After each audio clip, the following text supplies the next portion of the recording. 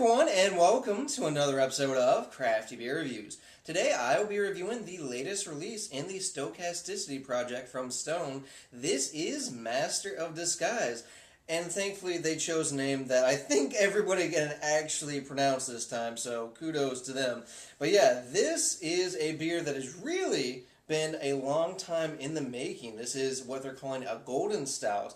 They're using coffee, chocolate, and flaked oats for, the mouthfeel, and then, of course, pale malts to keep this thing golden. So, I think this was back in 2010 as an April Fool's joke. Brewdog and Stone were like, hey, we're going to be making a golden stout, and it's going to be like 20-some%, blah, blah, blah, blah, blah, and it was just a joke. That's all it was. Fast forward to this year, and it is now a reality. I don't know how many of you guys watch Brewdogs, the TV show on Esquire. I do. I love that show. I know some people don't like in the craft beer world, but whatever. I think it's entertaining. And they actually brewed a golden stout this year. So I thought that was really awesome, and I was like, man, I would love to try that. Lo and behold, Stone ends up brewing a golden stout this year too, so very cool. So yeah, so they are using the chocolate and the coffee to, be reminiscent of a lot of flavors you get in Imperial stouts, and then of course they are using pale malts to keep it looking like a golden ale.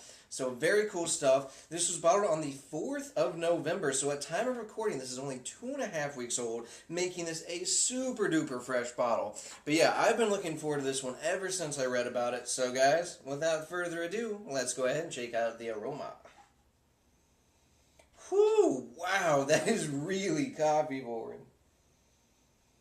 Oh my god, wow, that's crazy. So yeah, this is just like a coffee bomb. It smells like a combination of black coffee, espresso, and it smells like freshly ground coffee beans. Like, if you ever walked into a coffee shop and they're grinding coffee in the morning, that is exactly what this smells like. Definitely getting some chocolate in there. It's kind of a cross between milk and dark chocolate. It's definitely a lot more subtle than the coffee note. It has this really nice roasted type of note too, again stemming from the coffee, of course. Oh my god, yeah, that just smells really, really intense. I personally love coffee, so this smells fantastic, guys. Let's go ahead and take our first sip.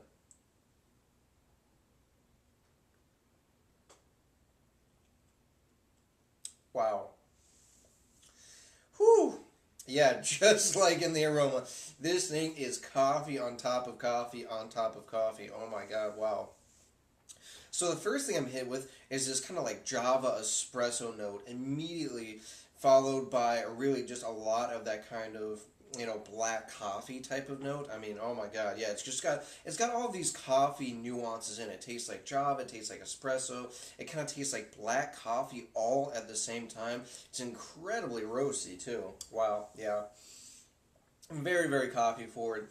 After that, I'm definitely getting a lot of this really sweet, kind of decadent milk chocolate. I'm getting a touch of that kind of bittersweet dark chocolate as well.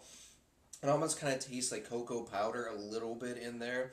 But wow, this is definitely all about the coffee. It is very, very roasty, and it's that coffee roast, It's not like roasted malt notes, which is where this thing really, differs. Because, of course, if they did roast malts, what would happen? The color would be darker, but yeah, it's very heavily roasted, but again, it's that coffee roast, not the malt roast, but oh my god, that is crazy.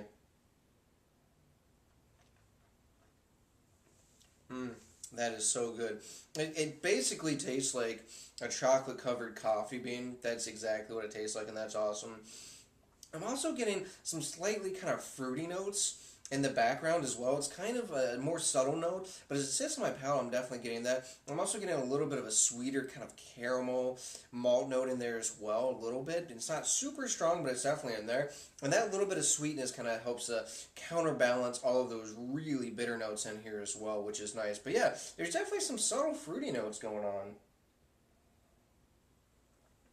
Maybe a touch of a little bit of graininess, but really nice. It's definitely slightly thinner for the body as opposed to a lot of Imperial stouts, which, is going to be a factor, but it's not thin at all. It's got, just a regular medium body, which is nice. It's got a super coating, creamy, just velvety smooth mouthfeel. Those flaked oats did a wonderful job of just making that mouthfeel awesome, awesome stuff. It's like It's the basically the best kind of mouthfeel that you get when you have like a nice, rich, chewy type of Imperial Stout. It's exactly what it is. Again, the body's a little bit thinner, but that's okay. In terms of the alcohol, for this being so fresh, masked really well. I can't taste it, I can't smell it. I do get a definite warmth as it goes down to let you know this is almost 10%, but overall, it's just really, really well masked, which is awesome. It's a really nice tasting beer. It's really easy to drink. It's creamy. It's smooth. If you like coffee, if you like chocolate, this is one worth seeking out. It is a great beer. Now, on the side of the bottle, they say that you can cellar this, and yeah, you can definitely cellar it. My only problem with that would be the coffee is obviously going to fade over time. That being said, I think it'd still be an interesting experiment to see where this beer goes in terms of flavor, but as far as rating, guys, I'm going with a 9.1 out of 10. I think it's a really delicious beer. I'm really enjoying it. It's not the best beer I've had from Stone. It's not necessarily the best, Imperial Stout or Golden or whatever you want to call it. But it's just a really solid beer. The chocolate, the coffee, a little bit of fruitiness, the nice little caramel sweetness. All in all, it's just a great beer. It's got a nice level of bitterness to dry it out. If you like this kind of thing, I think it's well worth checking out, so go do so. Alright guys, that does for this beer review. Please remember to rate, comment, and subscribe. And remember, I hope whatever you're doing involves good craft beer. See ya.